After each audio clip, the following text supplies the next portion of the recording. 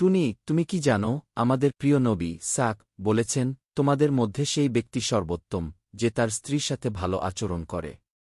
আমি চাই আল্লাহ যেন আমাকে এমন একজন স্বামী বানান যে তোমাকে সর্বদা সম্মান করবে এবং তোমার সুখের জন্য দোয়া করবে। টোনা, আমি সবসময় দোয়া করি আল্লাহ যেন আমাদের সম্পর্কটাকে বরকতময় করেন। ভালোবাসা শুধু একটি অনুভূতি নয়, এটি এক ধরনের আমানত। আমাদের একে অপরের প্রতি দায়িত্বশীল থাকতে হবে।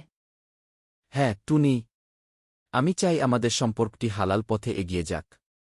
আল্লাহ আমাদের দাম্পত্য জীবনকে জান্নাতের একটি ছোট্ট উদাহরণ বানিয়ে দিন। ইনশাআল্লাহ টোনা। তবে আমরা যেন কখনো আল্লাহর আদেশ অমান্য না করি। 5 ওয়াক্ত নামাজ পড়ি, একসঙ্গে কুরআন শিখি এবং একে অপরকে সঠিক পথে চলতে সাহায্য করি। টুনি, তুমি ঠিক বলেছ। আমরা যদি আল্লাহর সন্তুষ্টির জন্য একে অপরকে ভালোবাসি, তাহলে এই ভালোবাসা কিয়ামতের দিনও টিকে থাকবে। ইনশাআল্লাহ টোনা। আল্লাহ যেন আমাদের পথ সহজ করেন এবং আমাদের সম্পর্ককে চিরস্থায়ী করেন।